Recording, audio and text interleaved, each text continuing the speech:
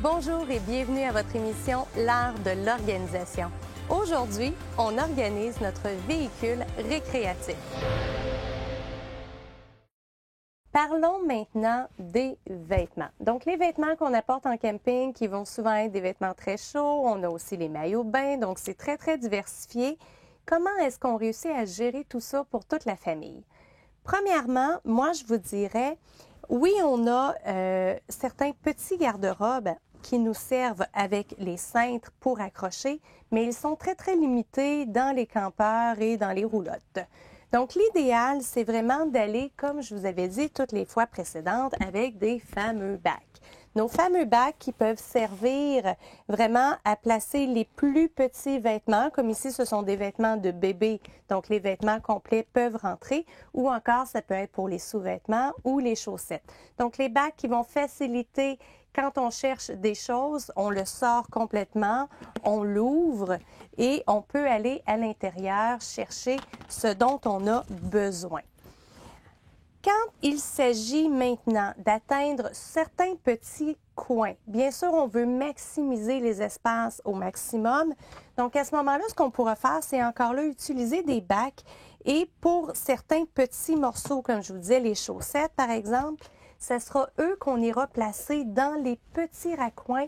Et si nos bacs sont transparents, comme je vous mentionne à chaque fois, ça va être très, très facile de voir ce qu'il y a à l'intérieur.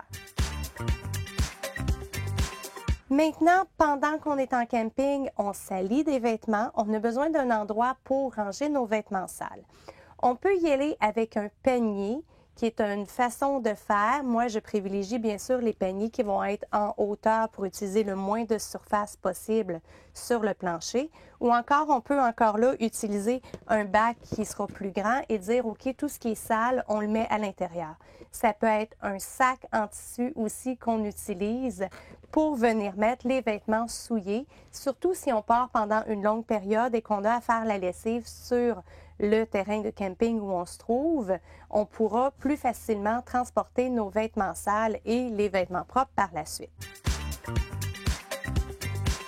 Le panier est vraiment quelque chose d'idéal quand on veut transiter tous nos vêtements entre la maison et le campeur ou notre roulotte parce que si on emploie un panier de forme rectangulaire comme celui que j'ai ici, ça nous permet vraiment de le maximiser et de transporter beaucoup de vêtements en même temps d'un endroit à l'autre. Parce que oui, peut-être que vous avez vos vêtements que vous conservez dans votre véhicule récréatif, mais une fois retournés à la maison, on les lave avant de les remettre dans le véhicule récréatif, à moins que vous ayez comme solution qu'avant de partir du camping, on fait une brassée de lavage et les vêtements vont rester à ce moment-là directement dans le véhicule récréatif.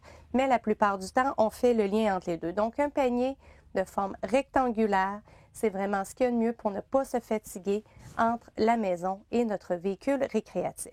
Donc, les bacs, je vous l'ai dit, je vous le répète, c'est vraiment le truc par excellence d'avoir des bacs rectangulaires, carrés, transparents, qui vont encore là faire dans nos armoires. Mais bien sûr, il faut mesurer avant de faire nos achats.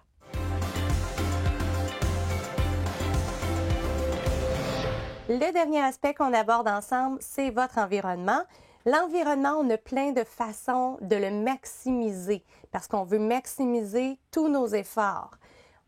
Crochet à ventouse que j'ai ici dans mes mains, c'est un type de crochet. Il existe les crochets fixes aussi, autocollants. Il y a les crochets que l'on peut visser. Donc, des crochets, c'est quelque chose que l'on doit avoir quand on fait du camping.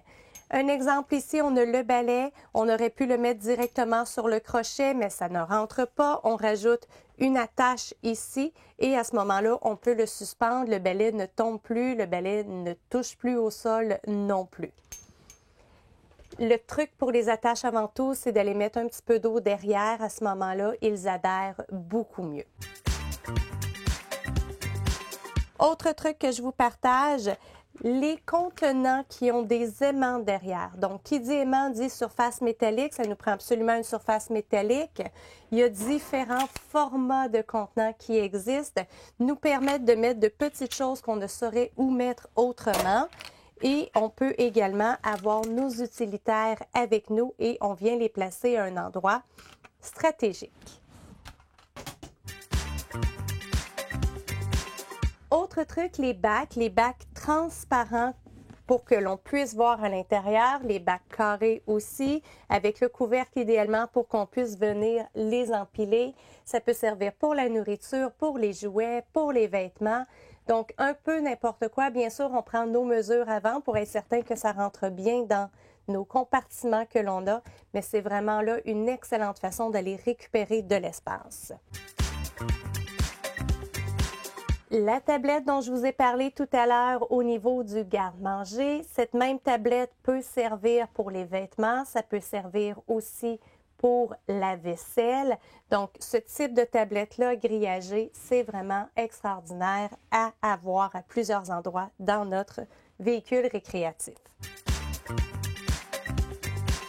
L'autre truc que je vous partage, vous savez, ces fameux porte-tout que l'on met souvent derrière le siège du chauffeur dans la voiture peuvent très bien faire aussi près de la porte dans lequel on va venir glisser nos crèmes solaires, nos chasse-moustiques, donc différents compartiments. Ça peut même être les lunettes qu'on vient placer ici. Même chose pour les chaussures aussi, si on préfère venir placer des chaussures avec les porte-chaussures qui sont dédiées à cet effet.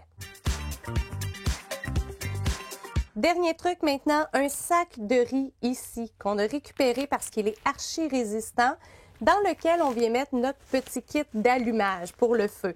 Donc, bien sûr, du petit bois d'allumage.